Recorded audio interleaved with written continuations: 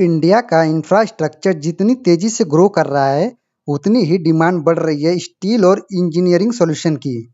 और इसी growth wave को कैप्चर करने के लिए एक छोटी सी कंपनी अपना आईपीओ लेके आ रही है, जिसका नाम है कार्बन स्टील इंजीनियरिंग।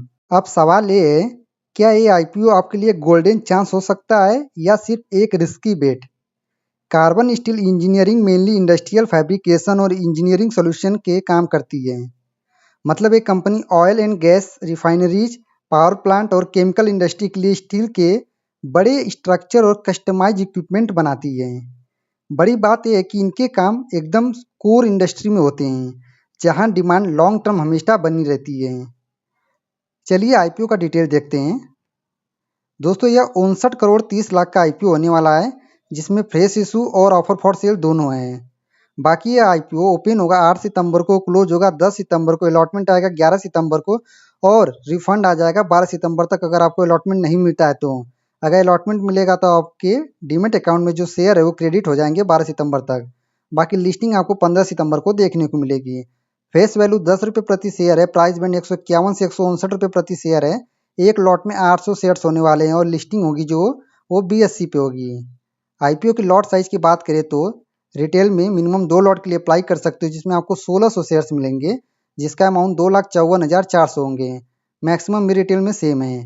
तो स्मॉल एच9 में मिनिमम 3 लॉट के लिए अप्लाई कर सकते हो, जिसमें आपको 2400 शेयर्स मिलेंगे, जिसमें अमाउंट 3,81,600 है। मैक्सिमम 7 लॉट के लिए अप्लाई कर सकते हो। लेकिन अगर आप बिग एच9 में जाना चाहते हो तो मिनिमम आपको 8 लॉट के लिए अप्लाई करना पड़ेगा, जिसमें आपको 6400 शेयर मिलेंगे, जिसका अमाउंट 10,17,600 है। अब देखते हैं आईपीओ की रिजर्वेशन की। तो मार्केट मेकर शेयर ऑफर जो है 5% है, क्यूआईबी के लिए 47% और एनआई के लिए यानी कि एचएनआई के लिए 14%, रिटेल के लिए 33.25% रखा गया है। बाकी दोस्तों, आईपीओ के प्रोमोटर होल्डिंग जो है वो यहाँ देख सकते हैं, श्रेनिक और मित्तल, ये लोग प्रोमोटर होल्डिंग है। प्रोमोटर होल्डिंग जो प्री इशू है 72% के आसपास है।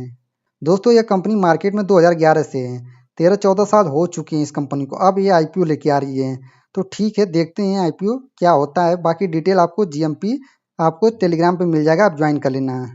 यहाँ पे देख सकते हैं जो इसकी मैन्युफैक्चरिंग फैसिलिटी गुजरात और महाराष्ट्र में है। ठीक है।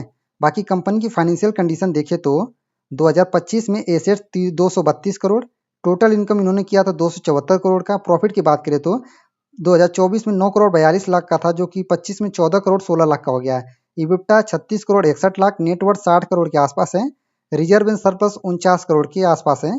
टोटल बोरिंग 78 करोड़ 55 लाख का है इस समय। इसकी जो मार्केट कैप है वो 224 करोड़ 85 लाख की है।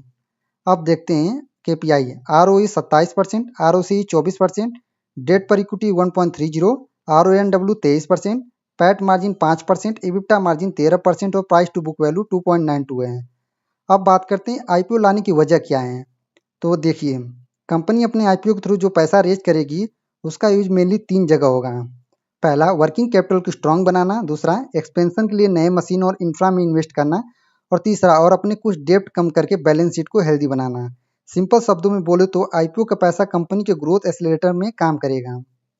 अब इन्वेस्टर के लिए देखते हैं इसमें क्या फ़ायदा हो सकता है। कंपनी एक नीच इंडस्ट्रियल सेगमेंट में काम करती है, जहां लॉन्ग टर्म डिमांड स्टेबल है। एसएमई आईपीओ होने की वजह से अगर एक्सपेंशन सक्सेसफुल हुआ तो ग्रोथ काफ़ी तेज़ी से हो सकती है। स्ट्रॉन्ग ऑर्डर बुक होने पर कंपनी का फ्यूचर ब्राइट लगता है। लेकिन हर इन्वेस्टमेंट के साथ रिस्क भी होता है। एसएमई आईपीओ में लिक्विडिटी कम होती है, ट्रेडिंग वॉल्यूम उतना हाई नहीं मिलता है। स्टील और फैब्रिकेशन सेक्टर में कंपटीशन टफ है और रॉ मटेरियल के दाम बढ़ने से मार्जिन में प्रेशर आता है।